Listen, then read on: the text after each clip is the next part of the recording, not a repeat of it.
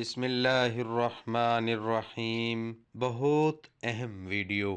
رمضان میں نماز تہجد ایسے پڑھیں، فل ڈیٹیل، وقت، نیت، رکعات، سب کچھ سیکھیے۔ رات کو سونا یا جاگنا۔ اسلامی شرح میں آدھی رات کے بعد نماز پڑھنا نماز تہجد ہے۔ قرآن میں صرف ایک جگہ 17ویں سورت میں یہ لفظ آیا ہے، ترجمہ: اے نبی، رات میں تہجد پڑھ، یہ تمہارے لیے نفل ہے۔ حضرت محمد صلی اللہ علیہ وآلہ وسلم نے اس نماز کی بڑی فضیلت بیان کی ہے۔ آپ ازواج مطہرات حضرت علی رضی اللہ تعالی عنہ اور حضرت فاطمہ رضی اللہ تعالی عنہا کو بھی ان کے گھر جا کر تہجد کے لیے بیدار فرماتے تھے۔ صحابہ کرام بھی اس نماز کو پابندی سے پڑھتے تھے۔ آپ نے مسجد نبوی میں اس کے لیے ایک جگہ مخصوص کر دی تھی۔ رمضان شریف میں ایک دفعہ آپ صلی اللہ علیہ وآلہ وسلم نے صحابہ کو تہجد کی نماز جماعت سے پڑھائی۔ دوسری شب اور زیادہ آدمی جمع ہو گئے اور تیسری شب اس سے بھی زیادہ، تو پھر آپ صلی اللہ علیہ وسلم تشریف نہ لائے کہ کہیں لوگ اس نماز کو بھی فرض نہ سمجھنے لگیں۔ حالانکہ تہجد کی نماز فقط سنت ہے۔ یہ نماز گھر اور مسجد دونوں میں پڑھی جا سکتی ہے۔ رسول اللہ صلی اللہ علیہ وسلم نے تہجد کی نماز میں 2 رکعات بھی پڑھیں، 4 بھی اور 8 بھی اور 12 بھی۔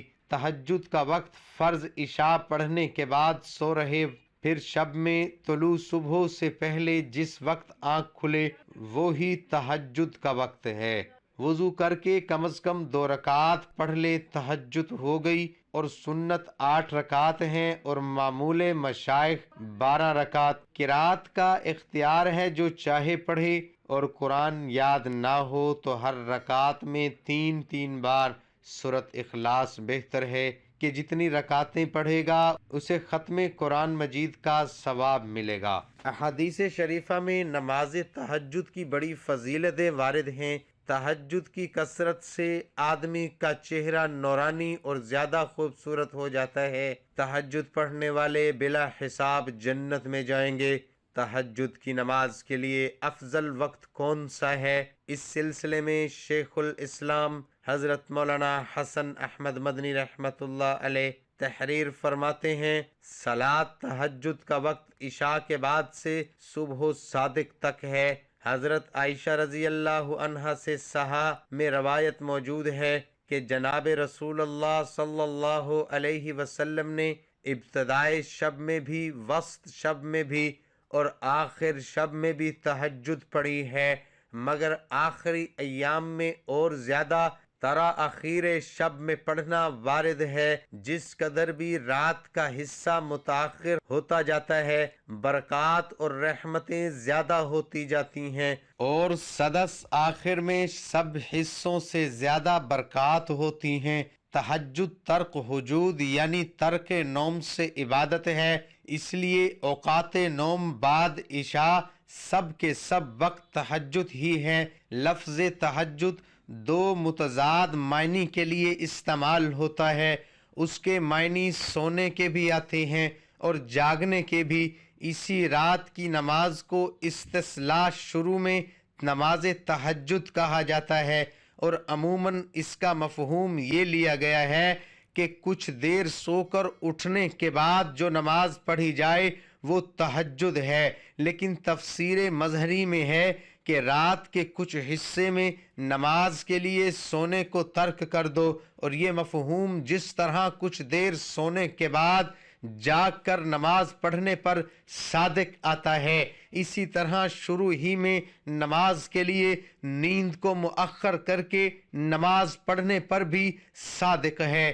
اس لیے نماز تہجد کے لیے پہلے نیند ہونے کی شرط قرآن کا مدلول نہیں۔ حضرت حسن بصری فرماتے ہیں کہ نماز تہجد ہر اس نماز پر صادق ہے جو عشاء کے بعد پڑھی جائے، البتہ تعامل کی وجہ سے اس کو کچھ نیند کے بعد پر محمول کیا جائے گا، نماز تہجد کی ہو یا کوئی بھی، اس کی نیت کے لیے زبان سے الفاظ ادا کرنا ضروری نہیں ہے، بس دل میں یہ نیت کافی ہے کہ میں تہجد کی نماز ادا کر رہا ہوں، اور الفاظ ادا کرنے ہوں تو تہجد کی نیت اس طرح کرے کہ میں 2 رکعت تہجد نماز پڑھ رہا ہوں، اللہ اکبر۔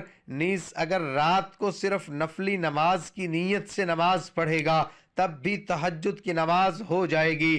نماز تہجد کی کم از کم 2 رکعت ہیں اور زیادہ سے زیادہ 12 رکعت ہیں۔ بعد نماز عشاء بستر خواب پر لیٹ جائیں اور سو کر رات کے کسی بھی وقت اٹھ کر نماز تہجد پڑھ لیں۔ بہتر وقت نصف شب اور آخری شب ہے۔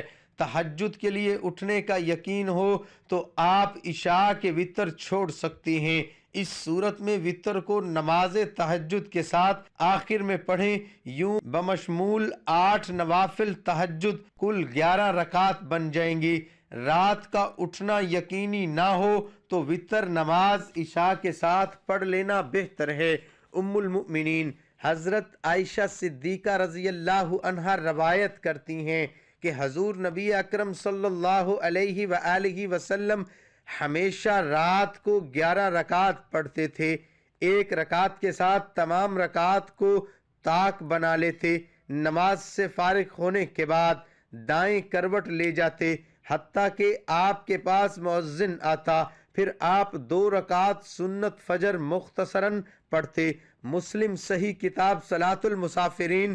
مزید یہ کہ تہجد کی نماز کے بعد توبہ و استغفار، ذکر و اذکار، خصوصاً قرآن کریم کی تلاوت کا اہتمام کرنا چاہیے اور اللہ تعالیٰ سے خوب دعائیں مانگنی چاہیے، کیونکہ رات کا یہ پہر دعاؤں کی قبولیت اور اللہ تعالیٰ کی رحمتوں اور برکتوں کے نزول کا ہوتا ہے۔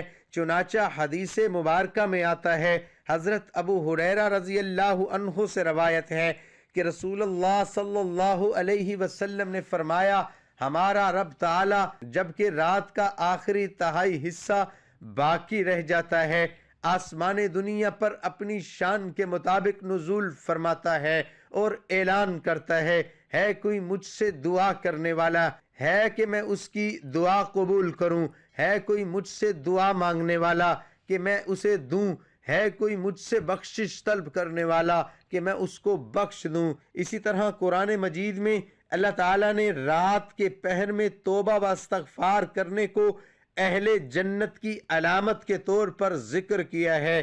چنانچہ ارشاد باری تعالیٰ ہے، متقی لوگ بے شک باغوں اور چشموں میں اس طرح رہیں گے کہ ان کا پروردگار انہیں جو کچھ دے گا اسے وصول کر رہے ہوں گے۔ وہ لوگ اس سے پہلے ہی نیک عمل کرنے والے تھے، وہ رات کے وقت کم سوتے تھے اور سحری کے اوقات میں وہ استغفار کرتے تھے۔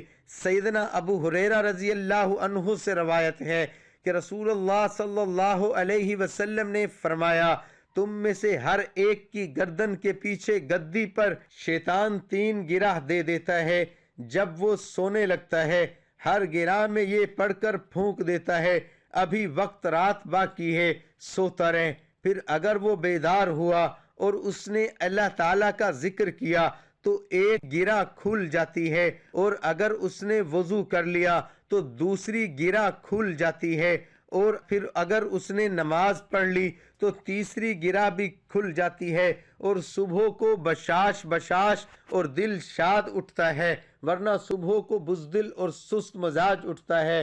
سیدنا ابو ہریرہ رضی اللہ عنہ سے روایت ہے کہ رسول اللہ صلی اللہ علیہ وسلم نے فرمایا، ہمارا پروردگار بزرگ و برتر ہر رات آسمان دنیا کی طرف نزول فرماتا ہے، جبکہ پچھلی تہائی رات باقی رہ جاتی ہے تو فرماتا ہے، کوئی ہے جو مجھ سے دعا کرے پس میں اس کی دعا قبول کر لوں، کوئی ہے جو مجھ سے کچھ مانگے تو میں اسے عطا کر دوں، کوئی ہے جو استغفار کرے میں اسے معاف کر دوں۔ ابو ہریرہ رضی اللہ عنہ سے روایت ہے کہ نبی صلی اللہ علیہ وسلم نے فرمایا، جب تم میں سے کوئی شخص رات کو نماز تہجد کے لیے اٹھے تو وہ 2 ہلکی رکعتوں سے نماز کا آغاز کرے۔